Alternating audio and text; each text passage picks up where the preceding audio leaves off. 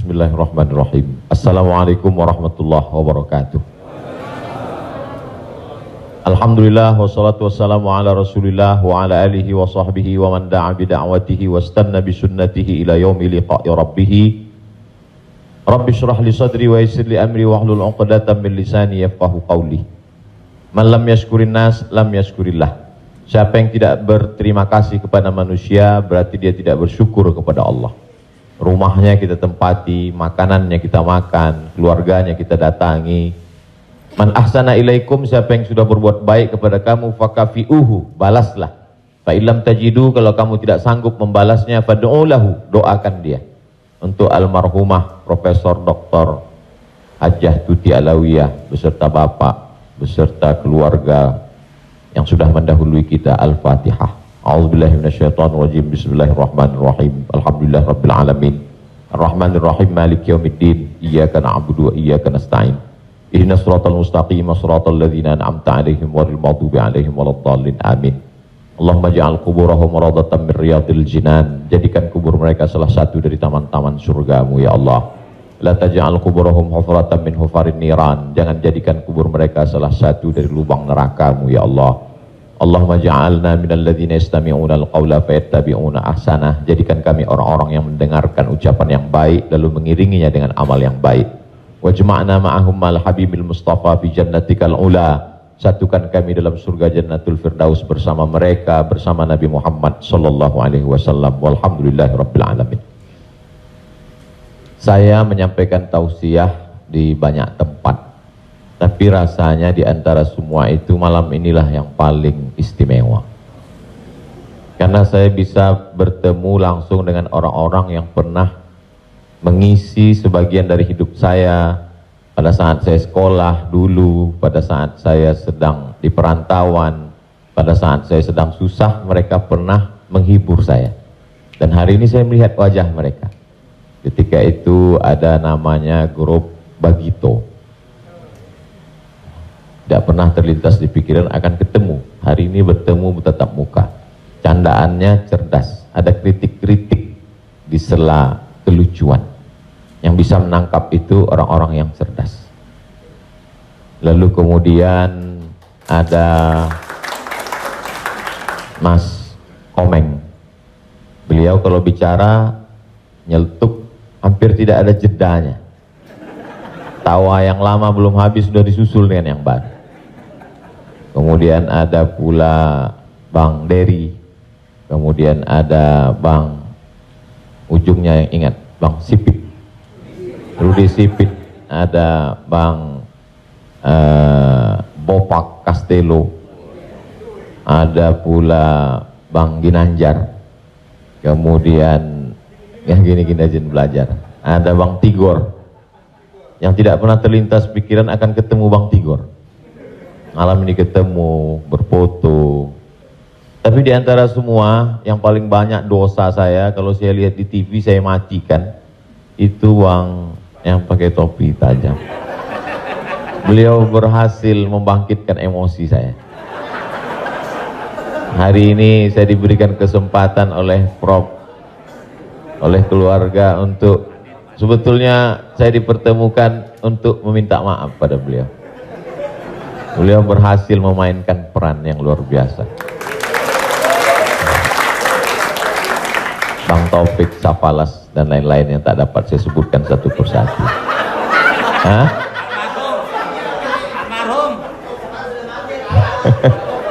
Taufik Lala, Taufik Safalas sudah duluan. Bedanya, yang sekarang-sekarang saya hampir tidak banyak kenal, saya tidak menonton TV. Saya tidak mengikuti lagi.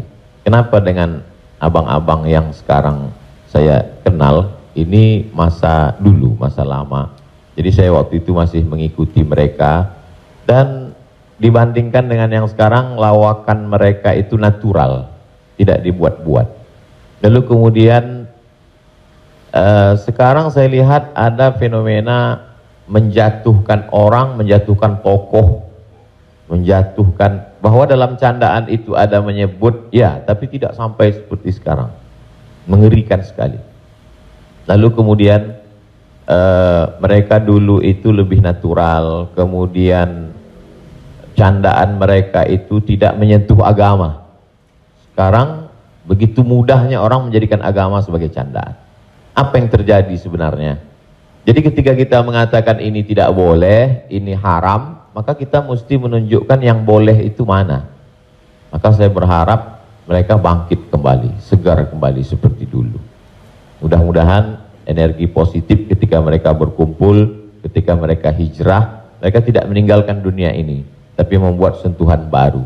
Kalau sahabat-sahabat dengan Mas Ari Untung ada musyawarah, maka ada kajian majelis pengajian pelawak, maka supaya pertemuan itu lebih bermakna, mungkin membuat rumah tahfiz Quran, kemudian ada di sana dikelola, meniru apa yang dilakukan oleh almarhumah Profesor. Hari ini beliau sudah tidak ada di tengah kita, tapi pahalanya tetap mengalir. Itu langkah-langkah itu bisa kita ikuti. Bisa minta saran-saran dari keluarga besar almarhumah, ada profesor, ada anak-anak beliau yang punya pengalaman luar biasa untuk menata itu ke depan. Sehingga kita berharap mudah-mudahan 2-3 tahun ke depan atau setahun ke depan kita buat pertemuan di rumah tahfiz yang digagas oleh sahabat-sahabat Paski, insyaallah. Lalu kemudian saya diminta untuk menyampaikan apakah Rasulullah dan para ulama itu dalam menyampaikan risalah dakwah berinteraksi itu serius-serius saja. Kalau melihat wajah mereka sangar, ceritanya neraka saja. Apakah begitu? Suatu ketika Nabi SAW sedang duduk, kemudian dia katakan, la yadkhulul jannata ajuz, orang tua tidak masuk surga. Menangislah seorang nenek-nenek, karena dia sudah tua. Lalu ditanya, kenapa kamu menangis? Karena Nabi mengatakan orang tua tidak masuk surga.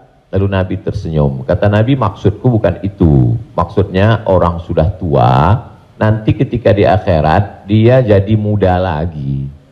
Bukan orang tua tidak masuk surga. Karena itu Nabi tersenyum. Nabi jelaskan, maksudnya orang yang sudah tua, umur 70, 80, ketika dia meninggal, nanti dia muda lagi, karena penghuni surga itu umurnya 30, 31, 32, 33, usia yang dapat menikmati keindahan surga. Logis, masuk akal. Kalau umur 80, 90 masuk surga dikasih kacang goreng, apa yang mau kita kunyah? Apalagi bidadari, mau diapain? Nah, jadi Nabi itu logis. Suatu ketika Nabi sedang duduk, datang seorang laki-laki, halaktu, aku celaka ya Rasulullah. Kenapa? Kata Nabi. Maaf, karena aku berhubungan dengan istriku di siang Ramadan. Kalau begitu engkau syahraini mutatabi'aini, kau mesti puasa 2 bulan berturut-turut sebagai hukuman karena engkau melanggar larangan melakukan hubungan di siang Ramadan. Kata dia, sedang 1 bulan aja aku tidak tahan ya Rasulullah, apalagi 2 bulan berturut-turut. Kalau begitu engkau ganti dengan memberikan makan fakir miskin sebanyak 60 orang. Kata dia, aku pun termasuk fakir miskin, aku tidak sanggup memberikan mereka makanan. Lalu Nabi pergi ke belakang mengambil kurma, Nabi berikan. Ini kurma, pergi pulang ke kampung, berikan kepada orang yang ada di kampungmu.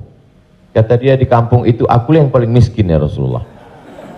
Lalu kemudian Nabi tersenyum, hatta badat nawajizuhu. Nabi tersenyum sampai nampak gigi gerahamnya. Artinya dia tersenyum melebar. Nabi, padahal ini sesuatu yang terlarang, tapi melihat perbuatan dia, maka Nabi tersenyum. Artinya Nabi pun juga punya rasa gurauan. Bedanya Nabi tidak berdusta. Tidak melakukan dusta hanya supaya ingin orang tertawa. Itu yang dilarang oleh Nabi SAW. Ada makna di dalam setiap ucapannya. Lalu kemudian ada seorang anak kecil, dia memelihara seekor burung pipit. Burung itu mati. Lalu Nabi mencandai dia, menggurau dia supaya dia tersenyum. Kata Nabi, ya Aba Umair, ma fa'alan nughair. Biasanya anak kecil dipanggil namanya saja, tapi ini dipanggil anak kecil. Kalau dipanggil bapak-bapak, bapak-bapak, mas, gimana kabar burung pipitmu? Nabi ingin menghibur hatinya.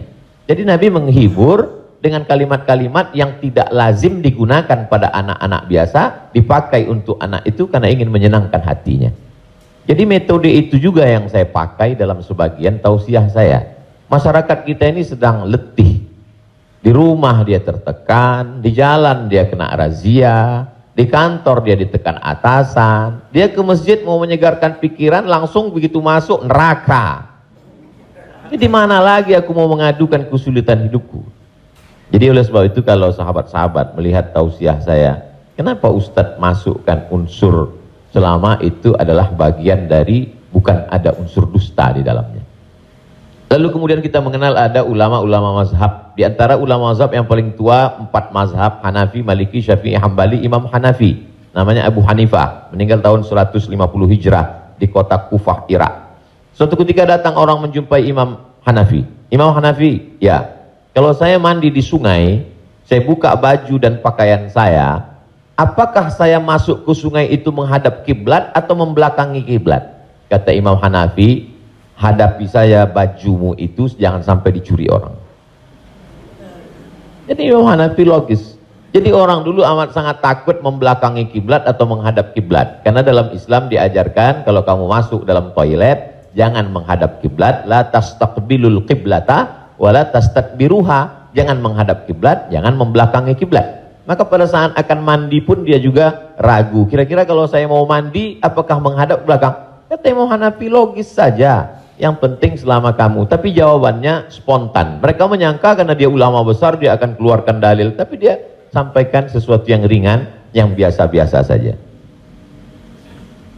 Imam Ahmad bin Hambal, yang dikenal dengan Imam Hambali, meninggal tahun 241 Hijrah. Makamnya di Baghdad, Irak. Suatu ketika anak dari Raja Baghdad itu perempuan, adik Raja Baghdad sakit. Maka dimintalah Imam Ahmad bin Hambal untuk meruqyah, membacakan doa-doa ruqyah. Imam Ahmad bin Hambal tidak mau dekat dengan kekuasaan. Dia takut rusak imannya, rusak akidahnya. Karena kalau terlalu dekat dengan kekuasaan, nanti berat mulut untuk mengatakan ini haram. Maka ketika datang mereka meminta Imam Ahmad bin Hambal untuk meruqyah, Imam Ahmad bin Hambal hanya memerintahkan muridnya untuk pergi ke toilet mengambil terompah kayu. Kita kalau di toilet itu bagus pakai terompah, pakai sendal supaya kaki kita tidak menginjak bekas percikan air kencing, supaya jangan sampai ada was-was najis. Karena percikan itulah yang membuat setan berbisik, wudu'mu tidak sah, wudu'mu tadi terpercik. Maka kita Imam Ahmad bin Hambal ambilkan terompah kayu alas yang ada di kamar mandi toilet itu, suruh bawa ke rumah adik Sultan, adik Raja. Ketika dibawa, maka adik Sultan itu, mereka menganggap ini bercanda, tapi di balik candanya itu serius. Dan ternyata adik Sultan itu sembuh ketika melihat terompah kayu. Mereka heran, kenapa sembuh? Ternyata jin yang mengganggu adik Sultan itu takut dengan terompah kayu Imam Ahmad bin Hambal. Begitu Imam Ahmad bin Hambal meninggal dunia, adiknya kumat lagi dan jin itu tertawa. Kata jinnya, saya bukan takut sama terompah kayunya, tapi saya takut sama yang punya sendal ini. Dan dia sekarang sudah meninggal dunia. Cerita itu disebutkan oleh Al-Hafiz Imam Jalaluddin Abdurrahman As-Suyuti, meninggal tahun 911 Hijrah, dalam kitab Laqtul Marjan, bercerita tentang seluk-beluk kehidupan jin. Artinya mereka ada saatnya bercanda, dan di balik candanya itu ada serius. Dia ingin mengatakan kepada Sultan, kamu sibuk mengurus masalah ini masalah sepele, tidak perlu aku bacakan ayat kursi, cukup dengan sendal terompah kayuku pun jin itu sudah takut. Seringkali kita membacakan ayat kursi pada orang yang sakit, jinnya tidak pergi, karena perbuatan kita sama seperti jin itu, hampir mirip saja. Masa hantu ngusir hantu, kata dia. Lalu kemudian ada imam, namanya Imam Asy-Sya'bi. Imam Asy-Sya'bi ditanya oleh jamaah, Imam Sya'bi, saya mau bertanya. Apa pertanyaannya? Masmu imra'ati iblis, siapa nama istri iblis? Mereka berharap akan dapat jawaban yang luar biasa. Kata Imam Sya'bi, ma syahidna nikahahuma, kami tidak ikut jadi saksi waktu mereka nikah. Jadi mereka menganggap itu sesuatu yang ringan, padahal mereka ulama besar, ulama yang hebat. Ada saatnya mereka bercanda, ada saatnya mereka bergurau. Lalu kemudian Imam Asy-Sya'bi juga pernah ditanya, Imam Sya'bi, ya, kalau kami sedang ihram, bolehkah kami menggaru kulit kami yang gatal? Pertanyaan itu serius, karena kalau digaru nanti gugur bulu roma, bulu tubuh, nanti kena bayar dam. Kata Imam Asy-Sya'bi, boleh, sekedar menggaru boleh. Tapi pertanyaan terlalu detail, ditanya berapa kali garunya. Kata Imam Asy-Sya'bi, hatta yazhar azmu jildika, sampai kelihatan tulang kulitmu. Artinya dia ingin mengatakan, ya nggak usah nanya sedetail itulah. Tapi karena kamu tanya, dia kan, ya sampai nampak tulang kulitmu, garulah. Lalu kemudian ulama-ulama yang modern zaman, selalu orang menganggap orang yang tamat dari Saudi Arabia, Timur Tengah itu bawaannya hanya serius aja, cerita halal haram, surga neraka. Tapi kalau kita baca ulama-ulama Saudi Arabia itu tidak seserius itu. Ada ulama besar namanya Syekh Ibnu Utsaimin. Ibnu Utsaimin dengan Syekh Abdul Aziz Ibnu Baz. Suatu ketika Syekh Ibnu Utsaimin pergi ke Makkah Al-Mukarramah, lalu dia sholat di Masjidil Haram. Ulama-ulama di sana itu orangnya rendah hati, tawadu. Ketika keluar dia dari masjid, dia naik taksi. Ketika dia naik taksi, supir itu nanya, Mas Muka, nama kamu siapa? Kata dia, Ana Muhammad Ibnu Utsaimin. Saya Muhammad bin Utsaimin. Bertaksinya nggak percaya. Masa iya ulama besar selevel Syekh Ibnu Utsaimin naik taksi saya? Kata dia. Terus Syekh Ibnu Utsaimin nanya, kamu siapa? Supir taksi itu bergurau ingin ngejek dia. Syekh Ibnu Utsaimin punya sahabat dekat, mufti Saudi Arabia, namanya Syekh Abdul Aziz Ibnu Baz, Syekh bin Baz. Kamu siapa? Kata supir taksi itu, Ana bin Baz. Kata Syekh Ibnu Utsaimin, tidak mungkin bin Baz bisa nyupir taksi karena Syekh bin Baz tunanetra. Artinya dia tidak marah, dia tidak mengamuk, dia mengajak supir taksi untuk berpikir, kamu kalau bohong ya mikir dulu. Maka kamu katakan kamu bin Baz, Syekh bin Baz kan tidak bisa melihat, mohon maaf. Kenapa kamu bicara seperti ini? Akhirnya tidak berapa lama dia baru tahu ternyata itu memang betul-betul Syekh Ibnu Utsaimin. Dia minta maaf, dia berkata bahwa tadi saya tidak benar. Bahwa dengan kelembutan orang menjadi sadar. Bahwa dengan gurauan dibalas dengan gurauan yang logis, yang masuk akal, yang cerdas, orang menjadi sadar akan kekeliruan kesalahannya. Ketika Syekh Ibnu Utsaimin sedang mengajar fikih nikah, tentang kapan laki-laki boleh membatalkan pernikahan. Syekh, saya mau tanya, ya, kalau saya menikah tanpa proses pacaran, lalu kemudian setelah menikah, setelah akad, ternyata istri saya itu ompong, tidak ada giginya, apakah boleh fasakh? Fasakh artinya pembatalan pernikahan karena tidak sesuai. Mereka berharap ini jawaban akan keluar dengan dalil bermacam. Kata Syekh Ibnu Utsaimin, bagus kamu punya istri tidak punya gigi, berarti dia tidak bisa menggigit kamu. Jadi ada pertanyaan-pertanyaan yang perlu kita serius. Itu juga yang ketika jamaah bertanya ke saya, Ustadz, Nabi Adam dengan Hawa ketika menikah pak kuahnya siapa? Jadi saya juga ikut metode para ulama terdahulu, menjawabnya tidak terlalu serius karena mereka. Begitu juga ketika dulu saya ditanya live di televisi, Ustadz, kalau nanti kita ke bulan, kiblatnya kemana? Saya bilang nantilah setelah di bulan baru kita keluarkan fatwanya. Lalu sebetulnya kalau mau menjawabnya simpel saja, kiblatnya kemana? Ya ke bumi. Ka'bah kan di bumi. Fawalli wajhaka syatral masjidil haram. Hadapkanlah wajahmu ke arah Masjidil Haram, menghadaplah ke bumi. Adapun ulama-ulama di tempat kita di Nusantara tidak terhitung bagaimana canda gurau mereka selama tidak dusta. Saya sampai di Kairo 5 September 1998. 1999 Kiai Haji Abdurrahman Wahid datang. Kami pun anak Indonesia ramai-ramai berkumpul di Solah Kamil Convention Hall. Di situ beliau bercerita tentang perjalanan dia ketika pertama kali sampai ke Kairo. Setelah itu dia tahun berikutnya menjadi senior anak lama. Dia mendapat kabar bahwa ada anak baru datang dari Gontor. Pendiri pesantren Gontor salah satunya Trimurti, namanya Kiai Haji Imam Zarkashi. Imam Zarkashi punya anak laki-laki namanya Dr. Kiai Haji Abdullah Syukri Zarkashi. Ketika itu Kiai Haji Abdullah Syukri Zarkashi menjadi mahasiswa baru di Al-Azhar Kairo. Sama-sama orang Jawa Timuran, maka Kiai Haji Abdullah Syukri Zarkashi soan ke Kiai Haji Abdurrahman Wahid. Lalu Gus Dur mencandainya. Bagaimana caranya? Ketika dia tahu ada anak baru datang, maka disuguhkan minuman. Kata Kiai Haji Abdurrahman Wahid, dia ambil gelas, dia usap gelas itu, dia bersihkan, dia mau kasih air minum, tapi usap gelas, maaf, pakai celana dalam.